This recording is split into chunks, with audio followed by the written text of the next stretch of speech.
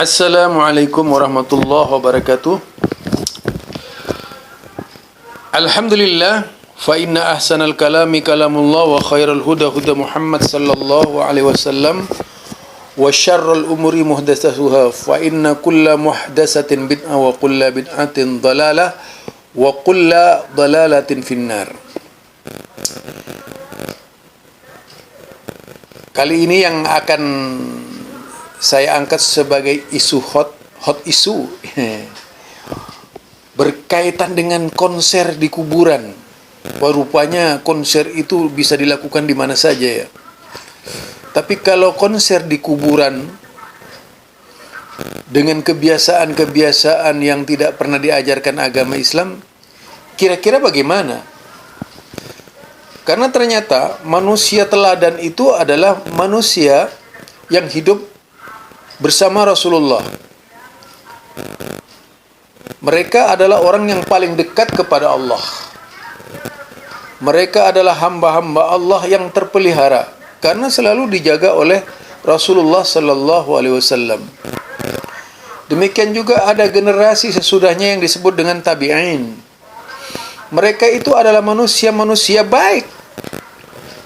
Manusia-manusia yang terdidik. Manusia yang banyak ilmu. Tapi rasanya belum pernah terjadi di zaman sahabat, di zaman tabi'in, tabi'ut tabi'in, sebuah kelompok seperti umat sekarang ini yang sedang berduyun-duyun di kuburan melakukan konser di sana itu. Bagi mereka itu adalah sebuah ritual dalam rangka mendekatkan diri kepada Allah Subhanahu wa taala. Tentu dalam hal ini perlu ketajaman cara berpikir kita. Apakah agama mengajarkan seperti ini atau sebaliknya agama tidak pernah mengajarkan? Kalau ingin mendekat kepada Allah Subhanahu wa taala, mengapa tidak menggunakan cara-cara Allah dan menggunakan cara Rasulnya? Mengapa menggunakan cara-cara sendiri? Apakah dengan datang ke kuburan, meramaikan kuburan, kemudian membaca berbagai macam bacaan ritual kuburan namanya, itu bisa mendatangkan ampunan Allah Subhanahu wa taala, bisa mendatangkan rahmat Allah Subhanahu wa taala? Apakah hal itu bukan bagian dari masa jahiliyah? Jadi pertanyaannya, apakah yang demikian dari masa jahiliyah? Kita tahu, yaitu sebuah hadis dari Rasulullah sallallahu alaihi wasallam. Su'ilan Nabiyyu sallallahu alaihi wasallam. Su'ilan Nabiyyu sallallahu alaihi wasallam. Nabi bertanya, ayyun nasi khairan? Jadi ayyun nasi khairun?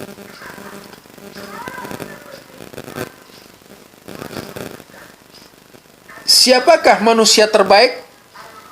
Itu manusia terbaik katanya itu. Qarni, yaitu di zamanku. Jadi nabi yang bertanya, nabi pula yang menjawab, qarni, yaitu di zamanku. Zaman nabi ini zaman keteladanan. Umatnya berada dalam bimbingan nabi. Umatnya berada dalam pantauan nabi. Umatnya berada dalam pantauan wahyu. Umatnya dalam, yaitu pemantauan wahyu. Menggunakan, mereka dipantau sedemikian rupa oleh Allah Subhanahu wa taala agar umat Nabi Muhammad generasi pertama itu menjadi umat yang terbaik. Jadi itu di zaman Nabi Muhammad sallallahu alaihi wasallam disebut khairun nas. Tapi tidak pernah di zaman Rasulullah sallallahu alaihi wasallam itu khairun nas, manusia sebaik-baiknya itu melakukan ritual seperti kelompok-kelompok kuburiyun itu atas nama Thariqah yang sanadnya bersambung kepada Rasulullah, seolah-olah sudah terjadi hal itu di zaman Rasulullah sallallahu alaihi wasallam, gaya-gaya seperti itu. Nah, tentunya itu perlu penjelasan yang lengkap dari siapapun para pendukungnya. dan tidak perlu marah-marah, menjelaskan bahwa yang dilaksanakan itu memang ajaran Islam, bahwa yang dilaksanakan itu memang ajaran sunnah. Silahkan tunjukkan kalau itu memang ajaran sunnah. Kalau tidak, mengapa harus dikerjakan oleh kita sekalian, oleh Anda sekalian? Apa alasannya? Apa sudah tidak ada cara lain yang jauh benar-benar sunnah dibandingkan dengan cara yang mengada-ngada seperti itu? Atau ingin mengakali Rasulullah sallallahu alaihi wasallam bahwa ajaran Rasulullah sallallahu alaihi wasallam tidak lengkap. Kemudian itu di zaman Nabi terbaik, umat yang banyak dijamin masuk surga. Tapi tidak pernah kemudian mereka ramai-ramai datang ke kuburan para nabi misalnya, menyanjung-nyanjung nabi-nabi yang sudah meninggal, atau ketika Nabi Muhammad sallallahu alaihi wasallam meninggal. Itu yang namanya kuburan Nabi Muhammad sepi. Apakah para sahabat Nabi itu semuanya Wahabi? Itu. Apakah Abu Bakar, Umar, Utsman itu mengapa tidak pernah memimpin ritual seperti yang dilakukan oleh Anda sekalian itu? Bukankah mereka itu lebih dekat kepada Allah, lebih dekat kepada Rasulnya? Mengapa tidak melakukan hal itu? Mendoakan umat-umatnya yang ada di sekitar mereka. Mengapa? Coba. Apakah mereka itu semua Wahabi? Karena tidak meramaikan kuburan seperti yang dilakukan oleh Anda.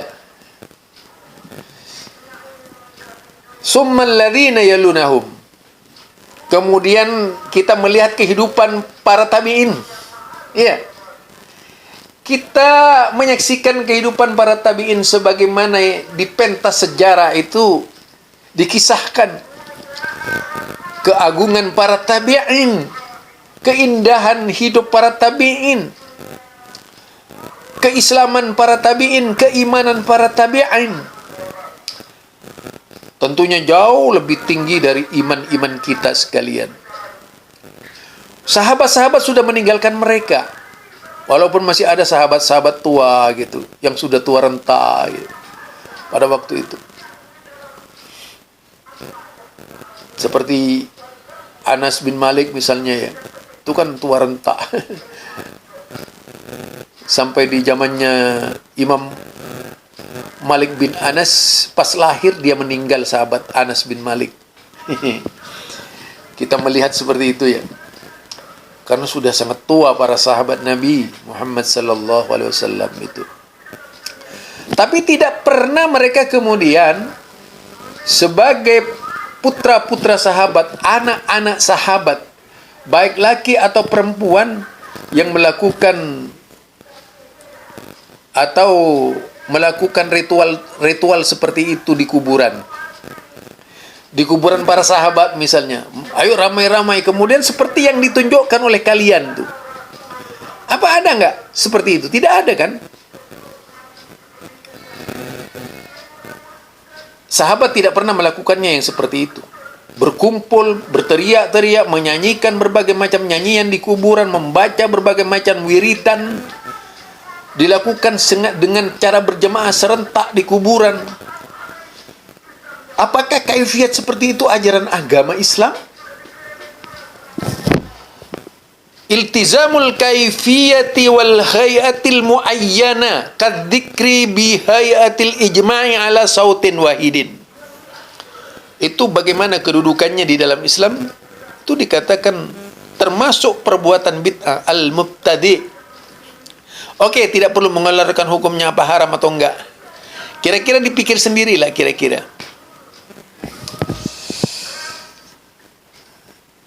Umat Muhammad, kita dapat lakop umat Muhammad, umat Nabi Muhammad, umat yang berada di bawah bimbingan Nabi Muhammad. Rasanya kita lebih kental dengan tradisi maulidan daripada tradisi mengikuti jejak Nabi Muhammad sallallahu alaihi wasallam. Lebih besar budaya mencintai Nabi Muhammad yang tidak pada tempatnya daripada membudayakan kecintaan kita dalam bentuk melaksanakan ajaran-ajaran sunnah Rasulullah sallallahu alaihi wasallam. Mengapa melaksanakan sunnah Nabi Muhammad ini tidak dibudayakan dalam kebudayaan-kebudayaan kita? Bukankah itu lebih jauh terhormat daripada budaya-budaya yang diciptakan oleh kita? Kenapa tidak menyemarakkan kebiasaan Rasulullah? Mengejar keistimewaan, misalnya zikir pagi dan petang itu lebih mulia daripada kalian berada di kuburan beramai-ramai, karena tidak ada contohnya dari Rasulullah sallallahu alaihi wasallam. Itu masa tabi'in. Kemudian ada lagi, yaitu yang disebut dengan masa tabi'ut tabi'in. Kita melihat tabi'ut tabi'in ini dengan sebutan summal ladzina yalunahum. Kemudian lahir generasi ketiga, yaitu tabi'ut tabi'in. Tabi'ut tabi'in. Generasi ketiga itu mereka yang berada di bawah naungan tabi'in. Masih banyak sisa-sisa yang datang dari Nabi Muhammad sallallahu alaihi wasallam melekat pada diri mereka. Buktinya di masa tabi'un tabi'in ini banyak imam yang lahir, berilmu mereka itu sangat luar biasa. Tapi tidak kita dengar para imam-imam besar itu kemudian menciptakan ritual seperti yang dilakukan oleh anda-anda itu. Nggak pernah kan? Tunjukkan silakan. Siapa di antara ketika itu seorang umat datang berduyun-duyun dipimpin oleh seorang, yaitu murabbi atau dipimpin oleh seorang mursyid menyanyikan berbagai macam zikir di kuburan? Silahkan. Itu bisa ditunjukkan ya. Biar kita itu benar-benar mengerti Islam. Jadi itu di zaman tabi'in tidak ada seperti itu. Apa kemudian kata Rasulullah sallallahu alaihi wasallam? Summa yaji'u qaumun tasbiku syahadatu ahadihim yaminahu. Kemudian datang suatu kaum yang syahadatnya mendahului sumpahnya. Jadi kesaksiannya mendahului sumpahnya. Jadi kesaksiannya itu mendahului sumpahnya. Artinya orang ini adalah orang-orang la khairon, orang yang tidak baik. Kalau kita lihat hadis lainnya ya, itu di dalam hadis lainnya disebut, yaitu dengan kata la khairon,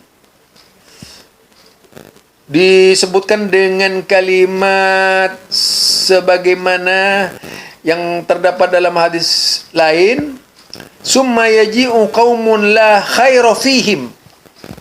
Kemudian sesudah itu datang satu kaum la khaira fihim, tidak baik gitu.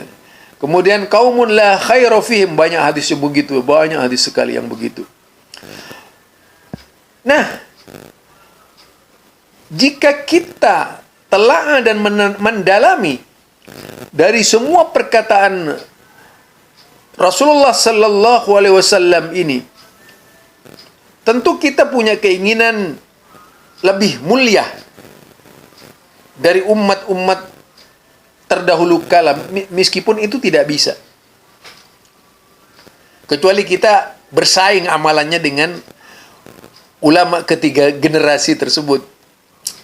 Benar-benar melaksanakan perintah ketiga generasi tersebut ya. Nggak perlu berebut kuburan, saudara. Buat apa berebut kuburan? Jadi disebutkan fa'adallan Nabi sallallahu alaihi wasallam bainal muslimina ala asasi quwwati tadayyuni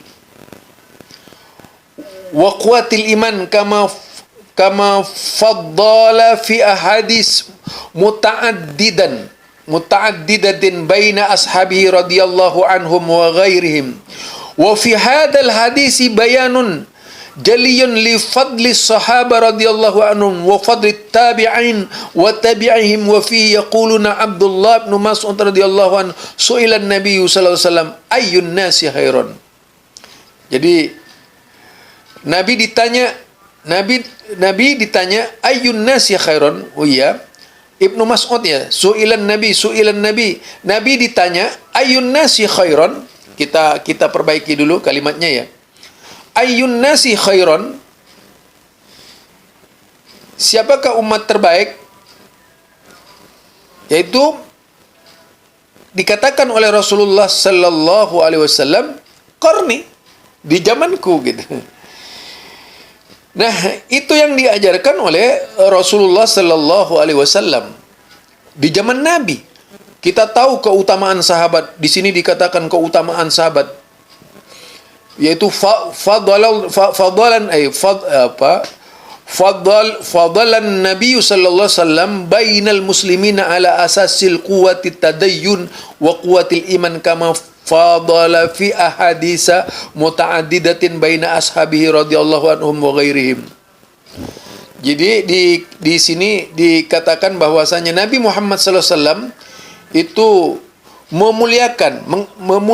mengutamakan umatnya ya, bainal muslimin, yaitu berada dalam sebuah kekuatan yang luar biasa di dalam berpegang teguh kepada agamanya dan kekuatan imannya, sebagaimana para sahabat, sebagaimana banyaknya hadis yang tak terhitung jumlahnya itu yang memuliakan para sahabat radhiyallahu anhum dan lain-lainnya.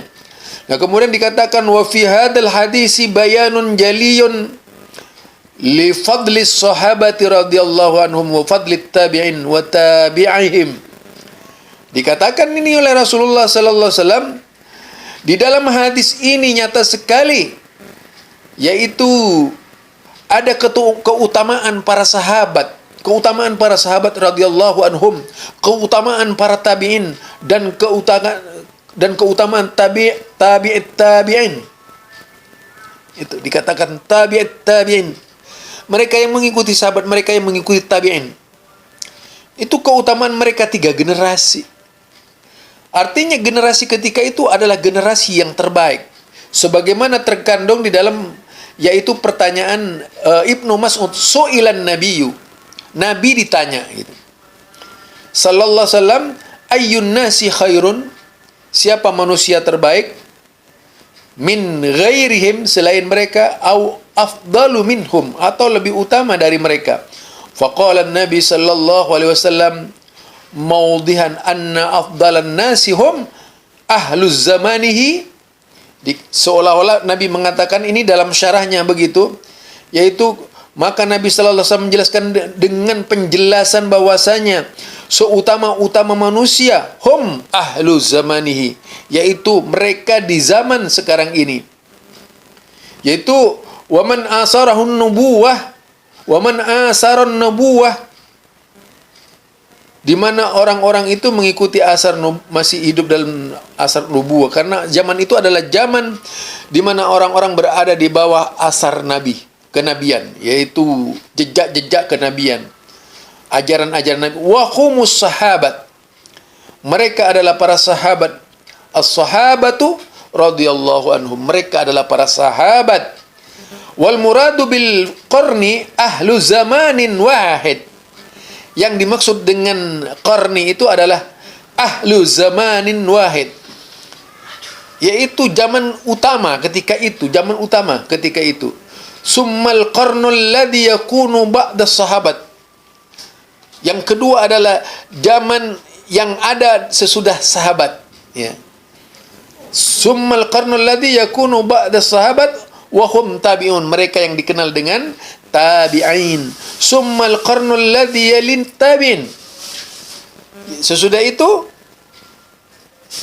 setelah tabi'in berlalu, yaitu ittiba'ut tabi'in, mereka yang mengikuti tabi'in.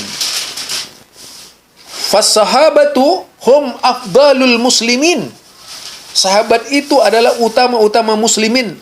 Li'annahum asarun nabi sallallahu alaihi wasallam, karena mereka itu mengikuti jejak ajaran-ajaran Rasulullah sallallahu alaihi wasallam, di bawah naungan Rasulullah sallallahu alaihi wasallam. Kemudian wawaddaha lahum umurad din wa akhaduhu anhu mubassiratan fahum afdalun nas ilman bi sunnatin nabi sallallahu alaihi wasallam wa maqasid at-tashri' wa ala aydihim tamma nasruddin fil futuhati wal ghazawati summa akhadat tabi'un al-ilma minhum wa taba'uhu maisarat al-jihad wa hakada ila ayyataba'ad az-zaman an zamanin nubuwah kemudian apa yang dikatakan itu fayab'uduna anil haji wa sunnati sahih din syai'an fa syai'an summa ya'ti zamanun yatahawwanu fihi an-nas fi amri din ba'da an kanu yakhafuna minas subhat fatasbiku sahadatu ahadihim. Intinya ini panjang sekali ya kalau dibaca itu syarahnya. Jelasnya kemuliaan para sahabat tidak tinggi, kemuliaan para tabi'in saja tidak ditandingi. Kemuliaan para tabi'un saja tidak bisa ditandingi oleh umat-umat sekarang ini. Artinya umat-umat akhir ba'da salasata qarnin tadi itu, yaitu qarain, yaitu sesudah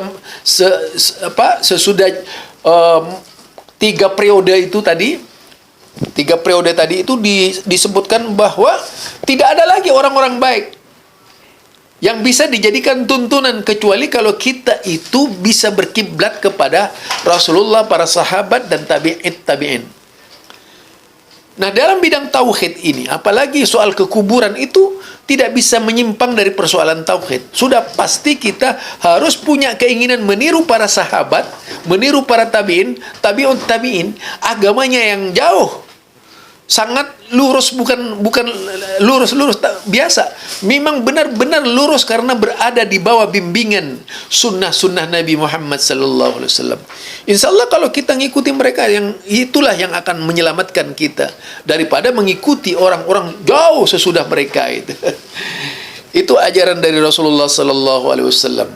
Ajaran dari para sahabat, ajaran dari para tabi'in. Tidak ada konser di atas kuburan, apalagi beramai-ramai membaca berbagai macam wiritan yang dirangkai-rangkai. Tidak ada ajarannya dari agama Islam. Yang seperti itu benar-benar merupakan sesuatu yang menjauhi ajaran Islam yang benar. Subhanakallahumma wa bihamdika asyhadu an la ilaha illa anta astaghfiruka wa atubu ilaik. Assalamualaikum warahmatullahi wabarakatuh.